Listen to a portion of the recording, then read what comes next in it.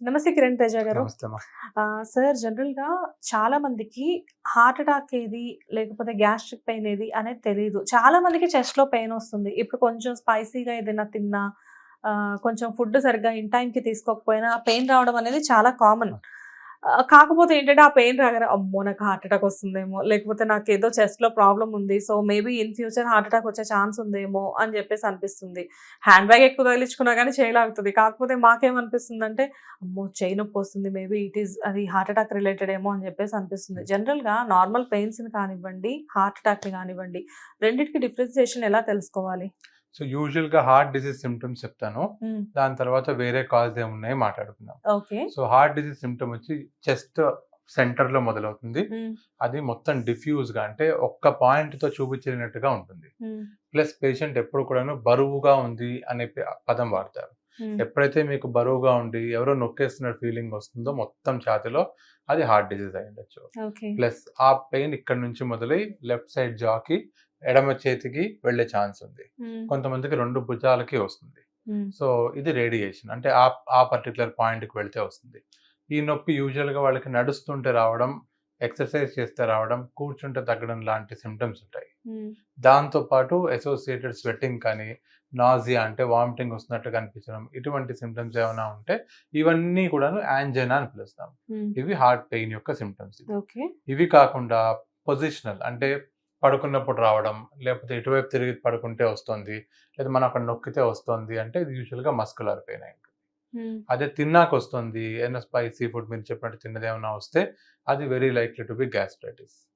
So, ఈ muscular pain, gastritis, cardiac ఈ 3 యూజువల్‌గా కామన్‌గా చెస్ట్ పెయిన్ లాగా ప్రెజెంట్ అవుతాయి. హ్మ్. కానీ ఎన్ని చెప్పినా కూడాను ఆహ్, ప్రాపర్ ఇవాల్యుయేషన్ లేకుండా ఇది దీని వల్లొచ్చింది అని కన్ఫర్మ్‌గా చెప్పడానికి లేదు. సో, అలాంటప్పుడు జనరల్‌గా ఏంటంటే సార్, ఈవెన్ ఇప్పుడు కొంతమందికి ఎలా అనిపిస్తుందంటే, నిజంగానే ఆ ప్లేస్‌లో మీరు చెప్పిన సింప్టమ్స్ అన్నీ గూడా ఉంటాయి. హ్మ్. కానీ వన్స్ కార్డియాలజిస్ట్ దగ్గరికొచ్చినప్పుడు ఏంటంటే, టెస్ట్‌లన్నీ చేసి ఏమీ లేదు అని చెప్పడం కూడా జరుగుతుంది.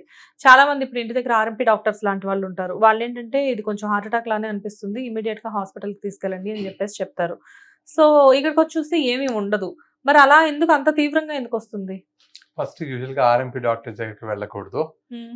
క్వాలిఫైడ్ డాక్టర్ దగ్గరికి వెళ్తే బెటర్‌గా ఉంటుంది. ఓకే. సో, ఏమీ ఉండదు అంటే ప్రతి మనిషికి భయం ఉంటుంది. So, yes. చెస్ట్‌లో పెయిన్ రాగానే వాళ్ళు కార్డియాలజీ అనే అనుకుంటారు. హ్మ్. హ్మ్. సో, దాన్ని మనం అంటే రాకూడదు డాక్టర్ దగ్గరకని చెప్పడానికి లేదు. కొన్ని హ్మ్. కొన్ని సార్లు నేను చెప్పిన సింప్టమ్స్ లేకుండా గ్యాస్ట్రైటిస్ లాగానే ఉంటుంది సింప్టమ్. బట్ హ్మ్. అయినా కూడా అది హార్ట్ అటాక్ అయ్యే ఛాన్స్ ఉంది. హ్మ్. సో, 100 మందిని తీసుకుంటే ఒక 60%కి నాన్ కార్డియాక్ పెయినే ఉంటుంది.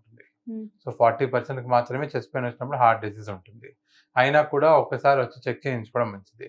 ప్లస్ వాళ్ళకి ఏం రిస్క్ ఫ్యాక్టర్స్ ఉన్నాయనేది చాలా ఇంపార్టెంట్. ఇందాక నేను చెప్పిన సింప్టమ్స్ ఏవైతే ఉన్నాయో అవన్నీ టిపికల్ సింప్టమ్స్. అవి హ్మ్. ఉన్నాయి అంటే వెరీ లైక్లీ పేషెంట్‌కి హార్ట్ డిసీజ్ ఉండే ఛాన్స్ ఉంది. ఓకే. అండ్ దీంతో పాటు చాలామంది చలికాలం వచ్చేసరికి, ఎస్పెషల్లీ ఒక ఏజ్ ఫ్యాక్టర్ దాటిన తర్వాత వాళ్ళకి హార్ట్ అటాక్స్ వస్తాయి అని చెప్పేసి అంటారు. అది నిజమా? లేకపోతే మిత్తా సార్? చలికాలంలో డెఫినిట్‌గా హార్ట్ డిసీజ్ ఎక్కువగా వస్తుంది. ఓహ్! ప్లస్ ఎర్లీ మార్నింగ్ కూడా ఎక్కువగా వస్తుంది. ఓకే. ఎందుకంటే కార్డియాక్ అరెస్ట్ అయిందంటారు కదా! అవును. ఎందుకంటే ఈ ఎర్లీ మార్నింగ్ చలికాలంలో ఏమవుతుందంటే మొత్తం బ్లడ్‌లో ఉన్న వెసెల్స్ అన్నీ చిన్నవిగా అవుతాయి. ఓకే. హీట్ మెయింటైన్ చేయడానికి బాడీకి అన్నీ చిన్నవిగా అవుతాయి. హ్మ్. ఎప్పుడైతే బ్లడ్ వెసెల్స్ అన్నీ చిన్నవిగా అవుతాయో హార్ట్ మీద ప్రెషర్ ఎక్కువ పడుతుంది. హ్మ్. సో, అటువంటి టైంలోనే పేషెంట్స్‌కి యూజువల్‌గా హార్ట్ అటాక్ వస్తుంది. మీరు ఓకే. గమనిస్తే ఎర్లీ మార్నింగ్‌లో చనిపోయే డెత్స్ ఎక్కువగా ఉంటాయి. అవును. నిద్ర లేవడంతోటే ఆ! చనిపోయారు అని సో, చెప్పేసి చలి, వింటూ ఉంటాం. యాంక్సైటీ హ్మ్.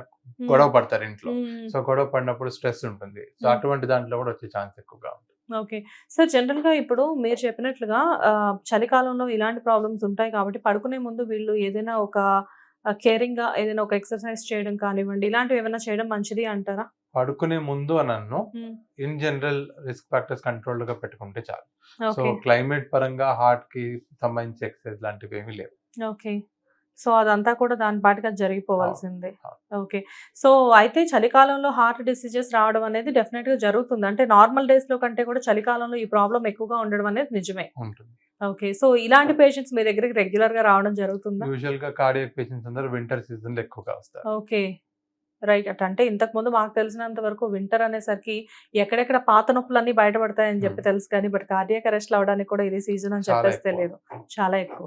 Okay. Thanks for the information sir. Thank you. Hit TV app ని డౌన్లోడ్ చేసుకోండి. ఇందులో short news, live news, entertainment movies అన్ని అవైలబుల్ గా ఉన్నాయి. Please download Hit TV app. Hit TV app. Hit TV యాప్ని ఫ్రీగా డౌన్లోడ్ చేసుకోండి.